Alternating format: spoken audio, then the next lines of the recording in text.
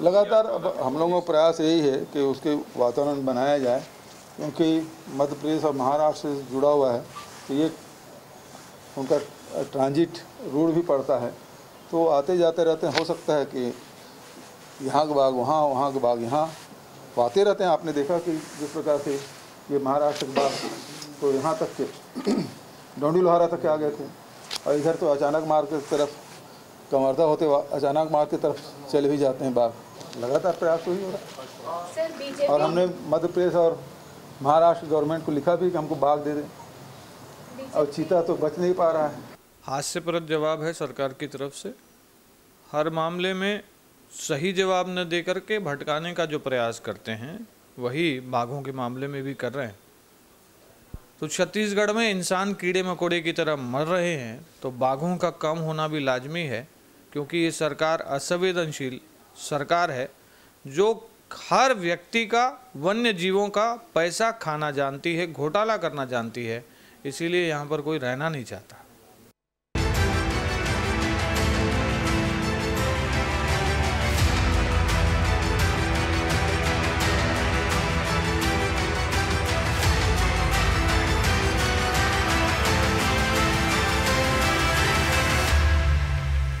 आज के मुद्दे में आपका स्वागत है। और आज का मुद्दा है बाघ जिंदा हैं लेकिन कम हैं। जी हाँ, एक प्रसिद्ध फिल्म का डायलॉग है कि टाइगर जिंदा है, लेकिन यहाँ पर टाइगर जिंदा नहीं, चिंता है। छत्तीसगढ़ में टाइगर के कम होने की चिंता है, और ये चिंता इसलिए है क्योंकि पिछले कुछ सालों में हमारे यहाँ जो टाइगरों की संख्या कम हुई है वो 20% से ज़्यादा है। अगर पिछले साल के आंकड़े में देखें तो 2019 में जो आंकड़े थे उसमें 2 की कमी आ गई है और 17 ही टाइगर बचे हैं। कभी हमारे यहाँ 46 टाइगर होते थे, लेकिन इस संख्या के कम होने को लेकर अब हम चर्चा करेंगे और जानेंगे कि भाई आखिर वजह क्या है, टाइगर आखिर छत्तीसगढ़ में कम क्यों हो रहे हैं, इसके पीछे का कारण क्या है, सरकार के तर्क क्या हैं, और क्या ये बात भी सही है कि टाइगर हो सकता है कि सही गणना नहीं होने की वजह से भी कम दिखाई दे रहे होंगे। तो इन सब बातों पे चर्चा के लिए आज हम जुटे हुए हैं। पहले मिल लेते हैं उन मेहमानों से जो इस चर्चा में हमारे साथ रहेंगे। हम बहुत स्वागत करेंगे, हमारे साथ कांग्रेस का पक्ष रखने के लिए जुड़ रहे हैं शशि भगत जी, बहुत बहुत स्वागत है। भाजपा का पक्ष रखने के लिए हमारे साथ जुड़ रहे हैं सरगुजा से सिंहदेव जी, अनुराग सिंहदेव जी, बहुत बहुत स्वागत है आपका। और प्रसिद्ध वाइल्ड लाइफ एक्सपर्ट हमारे साथ रहेंगे संदीप पुराणिक जी के रूप में, उनका भी बहुत बहुत स्वागत है। तो तीनों मेहमानों का स्वागत कर इस चर्चा को मैं शुरू करता हूं, क्योंकि ये चर्चा बाघों पर है, तो इसलिए पहले हम वाइल्ड लाइफ एक्सपर्ट जो हमारे साथ है संदीप पुराणिक जी, उनसे एक एक्सपर्ट कमेंट ले लेते हैं, फिर चर्चा को आगे बढ़ाएंगे। संदीप पुराणिक जी, मेरी आवाज़ आपको मिल पा रही है? हाँ बताइए जी। संदीप जी, आंकड़े आए हैं केंद्र के 2022 के जो आंकड़े जारी हुए हैं उसमें देश में तो स्थिति अच्छी है, पर प्रदेश में चिंताजनक स्थिति है, टाइगर कम हो रहे हैं। इसकी क्या वजह देखते हैं आप? ये बहुत चौंकाने वाले आंकड़े हैं। देश का सबसे अच्छा फॉरेस्ट हमारे पास है, हमारे पास सरप्लस बजट है और सारी सुविधाएं हमारे यहाँ पर हैं, लेकिन टाइगर्स कम हो रहे हैं। उसके पीछे सबसे बड़ी चीज ये है कि पिछले कुछ समय से हमने काफी इस पे लिखा है और काफी बोला भी है और काफी लोगों से हमारी चर्चा भी हुई है। सबसे बड़ी चीज तो ये है कि छत्तीसगढ़ से घास जो है खत्म हो गई है। घास खत्म होने से क्या हो रहा है कि यहाँ पर जो शाकाहारी जीव है उनका परसेंटेज कम हो रहा है। दूसरा, टाइगर जिन चीजों को खाता है, जो शाकाहारी पशु हैं, उनमें उनका शिकार बहुत तेजी से हुआ है। तो अगर यहाँ कोई भूला भटका बाघ आ भी जाता है तो वो शिकार क्या करेगा, तो वो फिर मवेशियों के भरोसे हो जाता है। और फिर क्या होता है दूसरी चीज की, जैसे अगर हम अचानक मार्ग की बात करें या हम उदंती की बात करें, जो भी टाइगर हमें दिखता है उदंती में, मैं पिछले 10 साल से देख रहा हूँ, वहाँ जो भी टाइगर दिखता है वो 2-3 महीने के अंदर हमें खबर आती है कि उसका शिकार हो गया है। तो वहाँ पर उदंती प्रॉपर के आसपास बहुत शिकारी हैं, और जो कुछ शिकारी जो हैं वो उड़ीसा साइड से आते हैं और वो आके शिकार करके चले जाते हैं। उनका फिर हमें सिर्फ हड्डियों का ढांचा मिलता है। कुछ टाइगर्स का तो आज तक मालूम ही नहीं पड़ा कि टाइगर्स गए कहाँ है। और कुछ चीजें ऐसी हैं जिन पे हम लोग काम कर ही नहीं पा रहे हैं, जैसे कान्हा और भोरमदेव का जो एरिया है, कान्हा वो सबसे समृद्ध है, जहाँ से टाइगर्स आते हैं वो बहुत पुअर है। वहाँ कान्हा में टाइगर जो है वो बहुत अच्छी स्थिति में रहता है, वो कोर एरिया में रहता है। जब भौरमदेव में आता है तो वो आके जो है बफर जोन में घुस जाता है, और हमारे यहाँ पर वो बड़े आसानी से शिकार हो जाता है, कहीं करंट मार के, कहीं गोली मार के, कहीं कुछ और। तो उसके रहने की अच्छी व्यवस्था नहीं है। टाइगर का ये है कि जब तक टाइगर के लिए आप अच्छी सुरक्षा नहीं देंगे, अच्छी व्यवस्था नहीं करेंगे, तो टाइगर रहेगा नहीं। मैंने देश के बहुत से हिस्सों में जाके काम किया है, बहुत नजदीक से देखा है। पन्ना नेशनल पार्क में गया हूँ, मैं ऐसे टाइम में गया हूँ, पन्ना नेशनल पार्क में वहाँ एक भी बाघ नहीं था। अभी जो रिपोर्ट आई है, वहाँ पन्ना नेशनल पार्क में 50 से ज्यादा बाघ हैं। वहाँ से सिर्फ 2 टाइगर यहाँ से ले जाए गए थे कान्हा नेशनल पार्क से। लेकिन वहाँ कुछ लोगों ने बहुत जांबाजी से काम किया। होता यह है कि अगर कोई अच्छा अधिकारी वहां आ जाए तो काम अच्छा होता है। वहाँ मिस्टर कृष्णमूर्ति एक IFS थे, उन्होंने काम किया, पूरी टीम ने काम किया, और आज ये है कि वहाँ 50 से ज्यादा बाघ हैं। ठीक, ये आंकड़े जो सामने आए हैं, क्या ये कुछ गलत भी हो सकते हैं? ये इन आंकड़ों को आप सही मानते हैं क्या? जो आंकड़े आए हैं उतना ही होंगे छत्तीसगढ़ में टाइगर 17? आजकल ये हो गया है कि आंकड़ों का गलत होना आजकल ये हो गया है कि जिस तरह से हो रही है बात, उसमें 1 हाथ 2 की हेराफेरी हो सकती है, लेकिन आप बहुत ज्यादा हेराफेरी नहीं कर सकते हैं, क्योंकि बड़ी सटीक गणना होती है। इसमें नेशनली और इंटरनेशनली लोग जुड़े होते हैं। ठीक है, तो गणना सटीक है, और सटीक है तो ये पता चलता है कि 29 बाघ कम हो गए हैं छत्तीसगढ़ में 2014 के बाद से। ये स्थितियां क्यों बनी? एक एक करके सवाल जवाब शुरू करते हैं। हमारे साथ बीजेपी के प्रवक्ता अनुराग सिंहदेव जी हैं। अनुराग जी, कभी सरगुजा में भी शेर होते थे, कवर्धा और बस्तर में तो शेरों की भरमार थी, पर संख्या कम हो गई है। आपको क्या लगता है, सरकार सही ध्यान नहीं दे पा रही है, या ये एक प्राकृतिक रूप से स्थितियां बनी है जिसकी वजह से बाघ कम हुए हैं छत्तीसगढ़ में?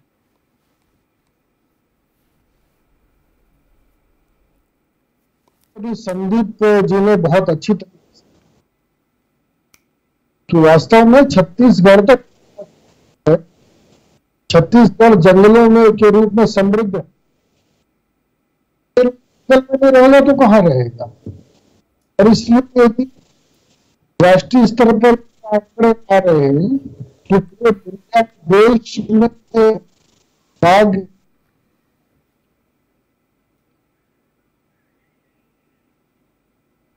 अनुराग जी, ठीक है, अनुराग जी की आवाज़ शायद अटक कर आ रही है, तो हम एक बार फिर से उन्हें संपर्क करने की कोशिश करते हैं। जब तक मैं भगत जी की प्रतिक्रिया ले लेता हूं। अनुराग जी, मेरी आवाज़ मिल पा रही है आपको?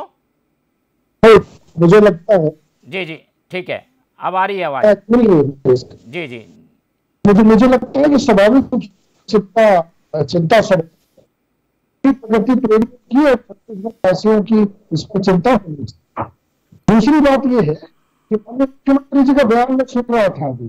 मुख्यमंत्री जी कह रहे थे कि ट्रांजिट रोड है और इस राज्य से उस राज्य में बाघ चले जाते हैं, तो कभी इधर होते हैं कभी उधर होते हैं। तो मुझे लगता है कि ये उससे भी ज्यादा चिंताजनक स्थिति है कि बाघों के संरक्षण के लेकर सरकार कितनी गंभीर और जिम्मेदार। क्या इतने हल्के तरीके से बाघ संरक्षण के संबंध में बयान जारी किया जा सकता है? क्या मुख्यमंत्री जी को यह पता नहीं है कि पिछले 5 वर्षों में कितने बाघों की हत्या हुई, कितने बाघों के शिकार करते हुए लोग खाल से ही पकड़े गए, कितने अवैध जो बाघ है उनकी लाश, उनका शव टाइगर रिजर्व में मिला। क्या आंकड़े छत्तीसगढ़ सरकार के पास नहीं है? और नहीं हो तो मैं खुद दे सकता हूँ कब कहाँ बाघों के शव मिले, कब शिकारी पकड़े गए, कब क्या हुआ, ये पूरे आंकड़े हैं। और मुख्यमंत्री जी इसको डिनाई कर रहे हैं। ये सबसे अधिक गंभीर बात है। मुझे लगता है मोहन जी कि इस समय छत्तीसगढ़ का जंगल राज का शिकार है, और इसलिए इस जंगल राज में बाघों का संरक्षण उतना ही मुश्किल है जितना जंगलों का संरक्षण है, और इसलिए ये बहुत दुर्भाग्यजनक परिस्थिति है। ठीक है, बहुत तीखा तंज किया है, जंगल राज है, और जंगल राज होने के कारण बाघ नहीं बच पा रहे हैं। क्या कहेंगे भगत जी, ऐसी स्थितियों में आप लोगों की और उंगलियां उठती है कि भाई सरकार है तो उसका काम है, टाइगर रिजर्व भी बना हुआ है, टाइगर की संख्या है कम से कम उतनी तो रखें, उसे बढ़ा नहीं पा रहे हैं, तो यहाँ तो कम होते जा रहे हैं। क्या वजह मानते हैं आप? जोहार छत्तीसगढ़, ये WWF के एक्सपर्ट्स की जो रिपोर्ट है उसके मुताबिक ये बात जरूर है कि उनके यहाँ पर्याप्त खाने का की व्यवस्था नहीं है अपने यहाँ, और अपने यहाँ एक फीमेल बाघिन की कमी है। और दूसरा और कहें तो यहाँ के कुछ लोग, जैसा कि आप सभी लोगों ने शंका जाहिर किया, इस बात के शिकार हो जाता है या फिर किन्हीं कारणों से उनको उनकी मौत हो जाती है। तो ये तो निश्चित बात है कि पूरे देश के अंदर 75% आबादी भारत के अंदर है शहरों की। अब इनके बीच में जो स्थिति आज पैदा हो रही है ये चिंताजनक तो है लेकिन ये भी एक बहुत सोचनीय विषय है कि इनकी फितरत में ये बात शामिल है कि सटे हुए जो प्रांत हैं, जैसे उड़ीसा है, सीता नदी के मामले में उड़ीसा का है, महाराष्ट्र का है, वैसे ही आंध्र प्रदेश का है। इस तरह से अब इनकी गणना होती है उनके पंजे को देखकर। तो कौन सा शेर किस तरह का पंजा रखता है, ये पंजे के निशान पे से देख के हम बहुत ही ज्यादा फैक्ट उस बात की गणना नहीं कर सकते, केवल अनुमान हो सकता है। दूसरा और बताऊं मैं आपको, जैसे नक्सली क्षेत्र होने की वजह से जो इंद्रावती का एरिया है जो उड़ीसा टच करता है, जो गरियाबंद जिले के अंतर्गत आता है, उस एरिया में कैमरा नहीं लग पाया है। तो ये जो चीजें हैं उन सारी चीजों से भी ये बात की गणना होने में थोड़ा सा संदेह जरूर है।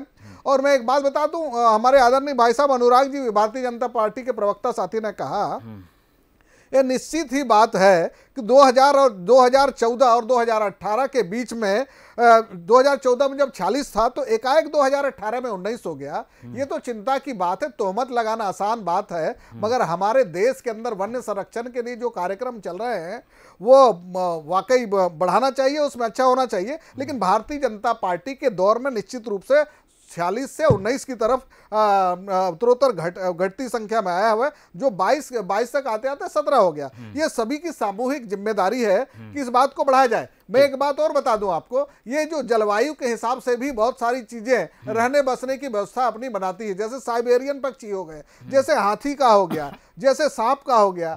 तो ये आप लोग अपनी जिम्मेदारी नहीं मानते, जलवायु के कारण है ऐसा समझ रहे हैं? नहीं, देखिए जलवायु को तोहमत मैं नहीं लगा रहा हूं, लेकिन ये चीजें हैं, जितनी जो वन्य जीव हैं, इस जलवायु के ऊपर भी काफी कुछ फर्क पड़ता है। लेकिन मैं उनके ऊपर 100% ये बात नहीं कहता कि जो वन्य जीव की वजह से हुआ है। ये जो रिपोर्ट है WWF के एक्सपर्ट्स के जो रिपोर्ट है, उसके हिसाब से आज की तारीख में जो स्थिति है वो केवल और केवल उचित माहौल नहीं होना ज्यादा लगता है। और श्री सुधीर अग्रवाल जी की रिपोर्ट के हिसाब से अभी 22 से 24 तक के बाघ यहाँ पर हैं। ठीक है, तो ये सरकार का दावा है कि भाई 22 बाघ हैं कम से कम, लेकिन इसकी सच्चाई क्या है? एक बार एक्सपर्ट के पास चलते हैं, फिर बीजेपी से भी इसकी प्रतिक्रिया ले लेंगे। संदीप जी, 22 जो है दावा कर रही है सरकार कि 22 तो हमारे यहाँ है, हो सकता है कुछ मिस हो गए होंगे इसलिए 17 दिख रहे हैं, क्या कहेंगे आप? हेलो जी। हाँ तिवारी जी, ये सरकार दावा कर रही है कि 22 तो कम से कम हमारे यहाँ है, आंकड़े जो आ रहे हैं वो सही नहीं है। 22 से जो बाघ हैं वो है छत्तीसगढ़ में। नहीं, देखिए 18 की बात हो रही है। मैंने आपसे पहले कहा कि ये भूल भी हो सकती है, 22 हो सकते हैं, कोई दिक्कत नहीं है, है ना। आप ऐसा कुछ नहीं कर सकते, कह सकते हैं कि 22 नहीं है। क्या होते हैं, बहुत से बाघ हमारे यहाँ ऐसे होते हैं, माइग्रेट होते रहते हैं कि जब यहाँ टीम आई थी तो अगर कोई बाघ यहाँ से उड़ीसा चला गया हो, या कोई बाघ यहाँ से कान्हा चला गया हो, या कोई बाघ माइग्रेट होके आपका महाराष्ट्र साइड चला गया हो, तो कई बार ऐसा होता है कि जब यहाँ पर टीम आती है उस समय अगर यहाँ बाघ नहीं है तो आप कह सकते हैं 2-4 बाघ की कमी कम ज्यादा हो सकते हैं, कोई बड़ी बात नहीं है। ठीक है, पर भी हमारे यहाँ 46 से 17-18 आ जाना, क्या ये नहीं, सही? ये बहुत चिंता की बात है। सबसे बड़ी चीज ये है कि अगर हम 25 बाघ भी मान लें, अगर कि 25 बाघ है मान लो, तो भी जैसे बड़े हैं मध्य प्रदेश में, आप अभी लेटेस्ट आप देखें कि पिछले 10 साल में जो बातें हुई हैं कि आपका, मैं पन्ना नेशनल पार्क की आपको आज से बात कर रहा था, वहाँ पर 50 से प्लस बाघ हैं। बालाघाट के पास एक जगह है, सोनवानी करके एक जगह है, बहुत छोटी जगह है, वहाँ 20 से ज्यादा बाघ हो गए हैं। और वहाँ पर अभ्यारण्य बनाने की बात चल रही है, लेकिन गवर्नमेंट मान नहीं रही है, क्योंकि वहाँ पे स्थानीय जो विधायक है उसका दबाव है कि वहाँ अगर आप सेंचुरी बनाएंगे तो वहाँ के लोगों को अलग करना पड़ेगा, उसके ऊपर पॉलिटिकल दबाव, उनके वोटर्स हैं, बहुत सी चीजें वोटर्स हमारे तय करता है कि यहाँ पे टाइगर रहेगा कि आदमी रहेगा। इनसे मतलब नहीं है कि आपके यहाँ बाघ खत्म हो रहे हैं या क्या है, आपको वोट मिलेगा कि नहीं। अगर आप भोरन देव से गांव हटाएंगे तो आपको वोट मिलेंगे कि नहीं, ये सबसे बड़ी बात हो जाती है। तो ये जब तक ये पॉलिटिक्स रहेगी, जब तक ये निर्णय जो है दूसरे हाथों में रहेगा, तो ये ऐसी स्थिति रहेगी। और इसमें कोई ध्यान नहीं दे रहा है। जैसे मैंने आपको शुरू में ही कहा कि एक बड़े पैमाने पर यहाँ पर आपको घास लगाने की जरूरत है, घास खत्म हो गई है। और जहाँ जहाँ घास है, अगर आप गुरु घासीदास में जाएं या आप काचानक मार्ग में जाएं या उदंती में जाएं, सैकड़ों की संख्या में मवेशी जो है वो जंगल में घुसे हुए हैं। और वो जो घास जो जंगली जानवरों को खाना चाहिए, शाकाहारी जानवरों को, वो हमारे मवेशी खा रहे हैं। ठीक है। और हद है यहाँ पर, उदंती का इतना बढ़िया फॉरेस्ट है, वहाँ एक रेंजर जो है उसने उड़ीसा से बहुत से लोगों को लाके वहाँ पर एकड़ के हिसाब से जमीन बेच दी, कुछ हजार रुपए में। पूरा जंगल लोगों ने काट दिया, उसके खिलाफ कोई कार्रवाई नहीं होती है, कुछ नहीं होता है। तो ये जो जिस टाइप का ये हो रहा है, ये बड़ा घातक है। ठीक है। इन सबको खत्म करना चाहिए और एक टास्क फोर्स गठित होना चाहिए। छत्तीसगढ़ में कोई बाघ दिखा नहीं कि 2 महीने के अंदर उसके अस्थि पंजर मिलते हैं। बिल्कुल, ये बड़ा खतरनाक। संदीप पुराणिक जी की चिंता जायज भी है, उन्होंने कई पॉइंट उठाए हैं। संदीप जी, हम आपसे वीडियो के जरिए भी जुड़ने की कोशिश करेंगे। मैं रुख करता हूं बीजेपी प्रवक्ता अनुराग सिंह देव जी की। और अनुराग जी, कांग्रेस प्रवक्ता भी यही कह रहे हैं और एक्सपर्ट भी ये मानते हैं, जो सीएम कह रहे थे कि हो सकता है बाघों का मूवमेंट हो गया हो, महाराष्ट्र चले गए होंगे, उड़ीसा चले गए होंगे, कुछ कवर्धा से वापस मध्य प्रदेश चले गए होंगे, ऐसे में कम हो गई संख्या। इस बात को कितना आप स्वीकार करते हैं कि इस तरीके की स्थितियाँ भी हो सकती है? फिर आएंगे बाकी चिंता, बाकी विषयों पर। जी देखिए, मुझे जो मुंगेली के अचानक मारने 2019 में फर्स्ट बाघ का शव मिला था, पहला में मिला था, और एटीआर में एक बार शव मिला है एक बाघिन का। 18 सितंबर 2019 को कांकेर में मिला है, 24 जनवरी को धमतरी में, 12 मार्च को बस्तर में। ये लगातार सामने आए इस प्रकार की घटना, ये तथ्य है, रिकॉर्डेड है। और साथ में अभी आप देखेंगे सूरजपुर के कुदरगढ़ में 2 बाघ ने, उसमें से एक बाघ ने आक्रमण किया था, 2 लोगों की मौत हुई थी और उन लोगों ने वापस उसके ऊपर हमला किया था, तो बुरी तरीके से घायल हो गया था वो बाघ और उसको रेस्क्यू किया गया था, तो बड़ी मुश्किल से ठीक हो पाया था। तो ये देखिए, ये एक असुरक्षा का वातावरण जंगल के अंदर है और जंगल के छोड़कर शेर बाहर आ रहा है।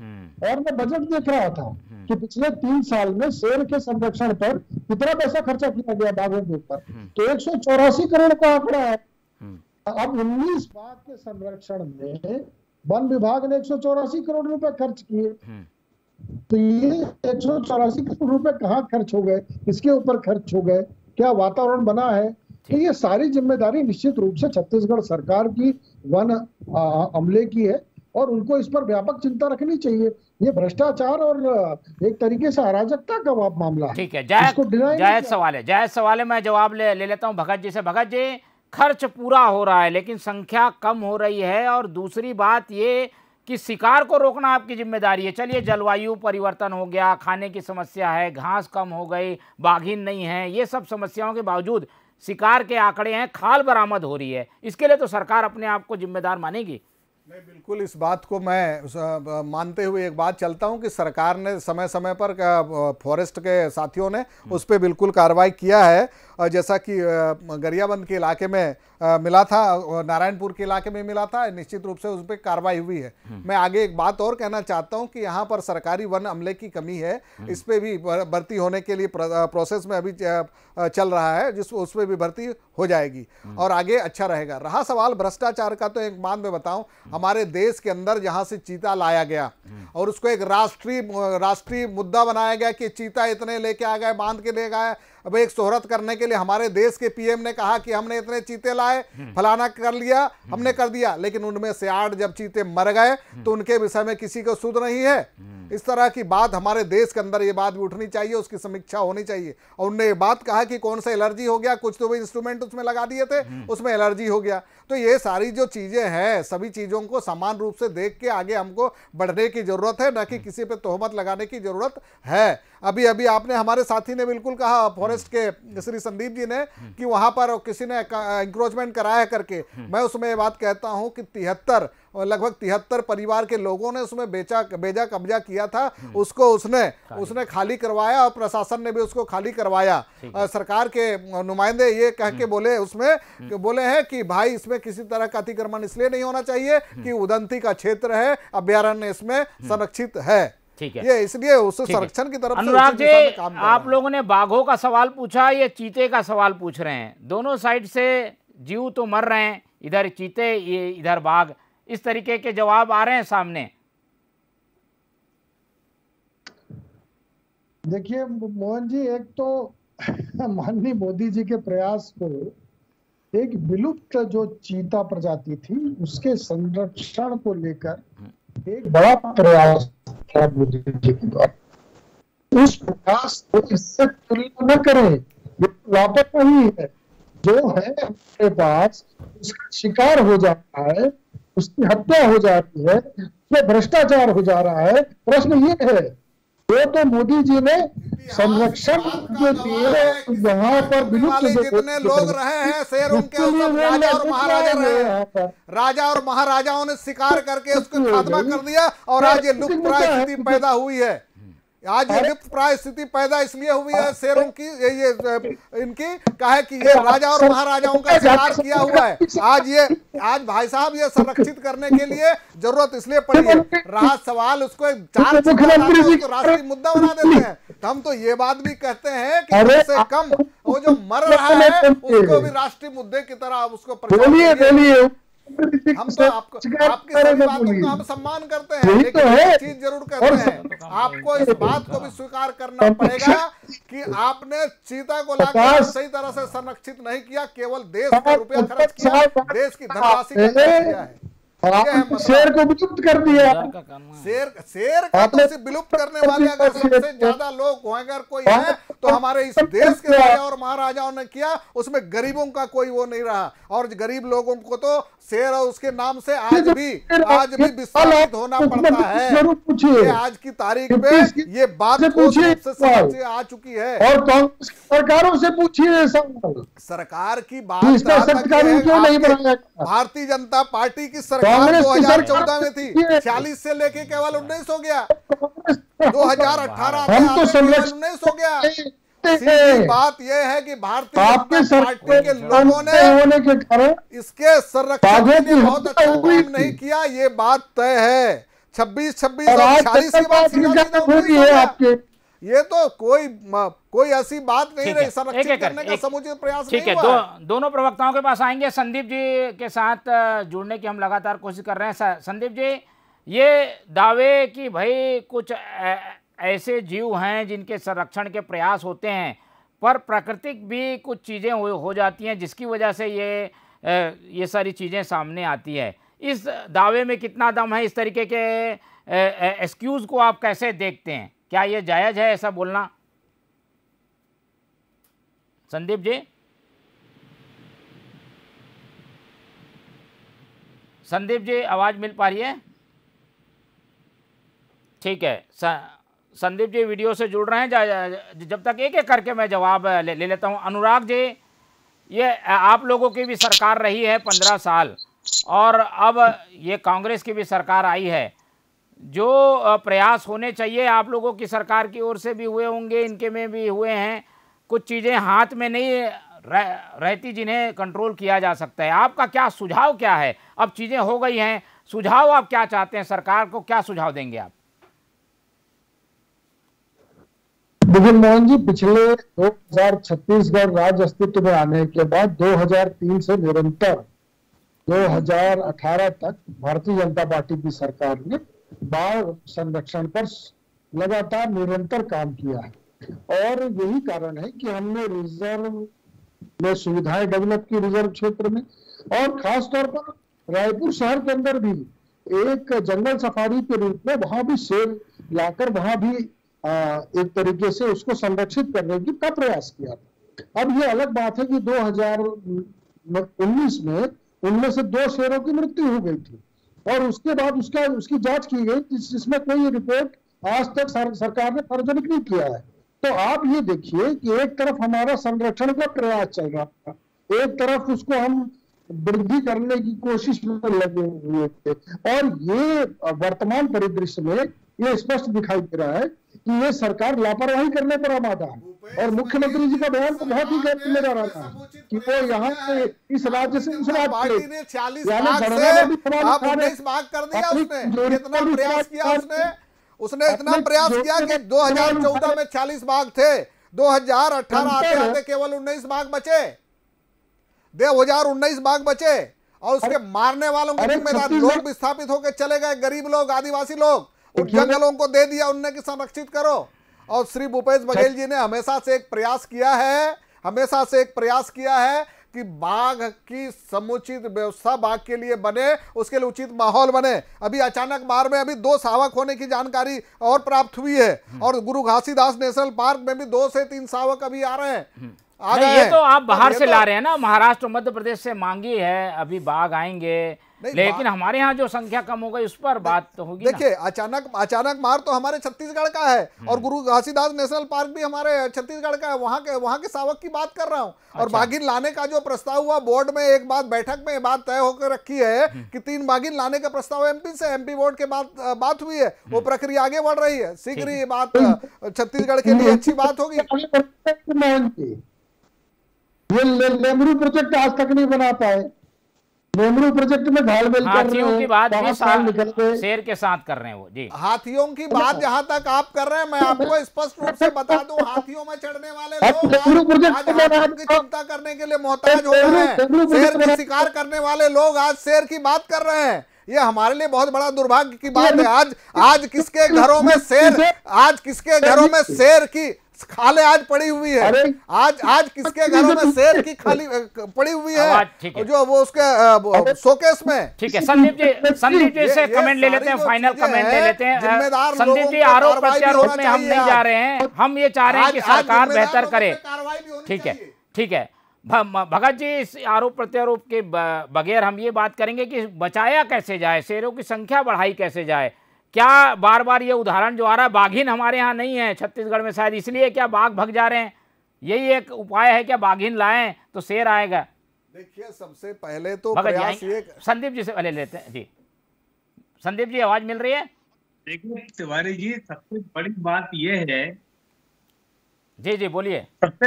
सबसे बड़ी बात यह है तिवारी जी कि हमको यहाँ पर बहुत डिवोटी आदमी की जरूरत है। यहाँ पर जैसे मध्य प्रदेश में कृष्ण मूर्ति जैसा अधिकारी चाहिए।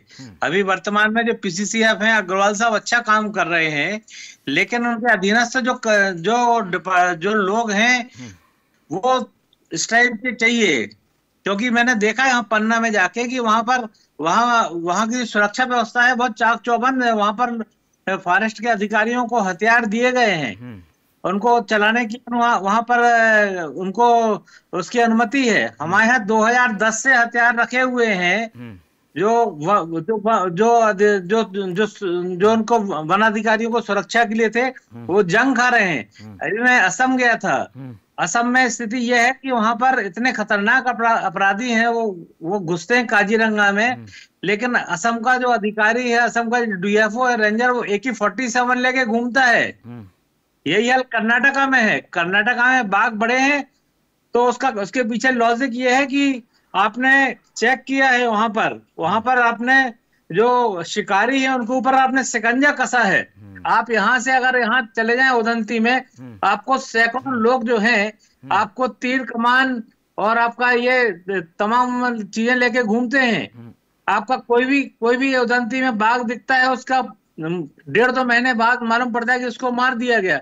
हमारा खुफिया तंत्र बहुत कमजोर हो गया है। खुफिया तंत्र को आप ठीक करें और यहाँ पर आपका जो शाकाहारी जो जीव है उनको बढ़ाने का प्रयास करें, क्योंकि अगर कोई बाघ आ भी जाता है या कोई बाघ है भी तो बेचारा खाएगा क्या? ठीक है, वो मवेशी खाता है, कोई कभी बकरी पकड़ता है, कभी गाय पकड़ लेता है, कभी बैल पकड़ लेता है। ठीक है, सुझाव उसके पास खाने की चीजें नहीं है। ठीक है, सुझाव आपके बेहतर हैं और हमें उम्मीद है कि आरोप प्रत्यारोप की राजनीति के बिना बाघों को बचाने के लिए सार्थक प्रयास करने की ज़रूरत है। हालांकि बाघों की संख्या जो कम हुई है वो सवाल अपनी जगह जायज़ है और ये सवाल विपक्ष का पूछना काम भी है, विपक्ष पूछ भी रही है, सरकार के पास भी अपने जवाब हैं। हम उम्मीद करते हैं कि अगले बार जब गणना होगी 2 साल बाद तो इन बाघों की संख्या हमारे यहाँ बढ़ी रहेगी। फिलहाल इस चर्चा को यहीं खत्म करते हैं। हमारे साथ शशि भगत जी रहे, उनका धन्यवाद। हमारे साथ अनुराग जी रहे, उनका धन्यवाद। और संदीप पुराणी जी हमारे साथ जुड़े थे, उनका भी बहुत बहुत धन्यवाद। तो तीनों मेहमानों का धन्यवाद करते हुए इस चर्चा को हम यहीं खत्म करेंगे और आपसे उम्मीद रखेंगे कि आप लोग देखते रहिए TV24। मुझे दीजिए इजाज़त, नमस्कार।